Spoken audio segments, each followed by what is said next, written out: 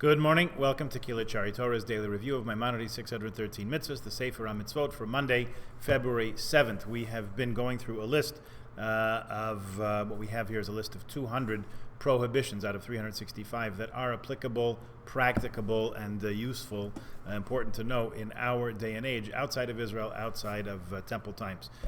In the next few days, we're going to try to, you should pardon me, speed through the last 90 or so, because we need to get to the laws of Purim, so we can review those, so that we can get to the laws of Pesach, all in due course.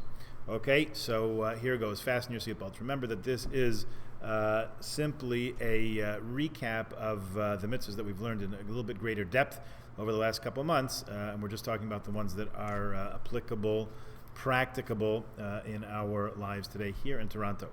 We said the last couple that we said before, we're not allowed to kidnap, to abduct an Israelite, we're not allowed to steal money, we're forbidden from committing robbery, we are forbidden from fraudulently altering land boundaries. Hasagas gvul means literally to move the boundaries, which is a kind of real estate is a kind of theft, but it really is, as we said, a little bit larger than that, and includes any encroachment on anyone else's business interests. We are forbidden to usurp our debts. We're forbidden to repudiate our debts. We are forbidden from swearing falsely in repudiating a debt. We may not wrong another in business. We may not wrong another by speech. We are forbidden to wrong a convert, a proselyte, by speech. We're forbidden to wrong a proselyte, a ger, in business. We're forbidden from dealing harshly with fatherless children and widows. We're forbidden to afflict one's espoused Hebrew bondmaid. We covered that in more detail. I have to look that one up. We are forbidden to acquire another's, planning to acquire another's property in ill fashion. We're forbidden from coveting someone else's belongings. We're forbidden to we're forbidden to forbid a hired labor. A hired labor. If we are a hired laborer, we are not allowed to eat the growing crops. We are, as a hired laborer, may not put off the harvest in his own vessel. Put from the harvest, take what he's harvesting from someone else, from the landowner, and take into his own kitty. We're forbidden to ignore lost property. If you see something, say something. If you find something missing, you have to put in a reasonable effort to return it to its owner. We're forbidden to leave a trapped person. Not my business, not my affairs. Not allowed to say that. We are forbidden to leave someone in captivity. We're forbidden to cheat in weights and measures. We're forbidden to keep false weights and measures, even if you don't plan to use them. If they're a collector's item, you still cannot cannot even own false weights and measures. These next few apply to a judge. A judge is forbidden from committing unrighteousness. A judge may not accept gifts from the litigants. A judge may not favor one litigant over another. A judge is deterred from fear by giving a just judgment. A judge is forbidden from deciding in favor of a poor man through pity. If it's the actual law, then the poor man will prevail. However, out of pity, a judge may not favor him. A judge may not pervert judgment against a person of ill reputation. Just because it has ill reputation doesn't mean others can't wrong him, and that should be decided fairly and equally in court. A judge may not pervert justice, the justice that is due to orphans or to converts. A judge is forbidden to listen to one of the litigants in the absence of another. We are forbidden to appoint an unlearned judge. Someone who is unqualified for the bench may not be appointed thereto.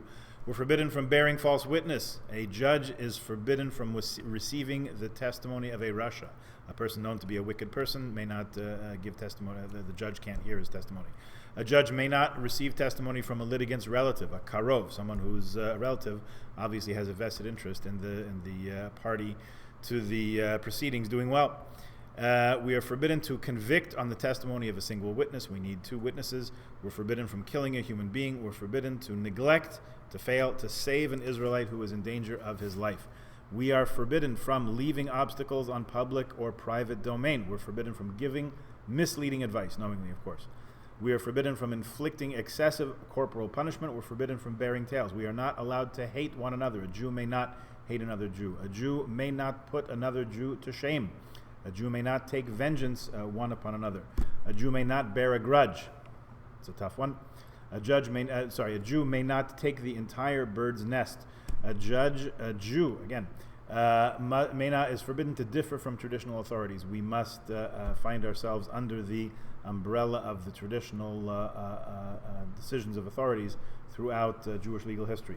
We are forbidden from adding to the written or the oral law. We're forbidden from detracting from the written or oral law. We're forbidden to curse a judge. We're forbidden to curse another Jew. We're forbidden to curse our parents.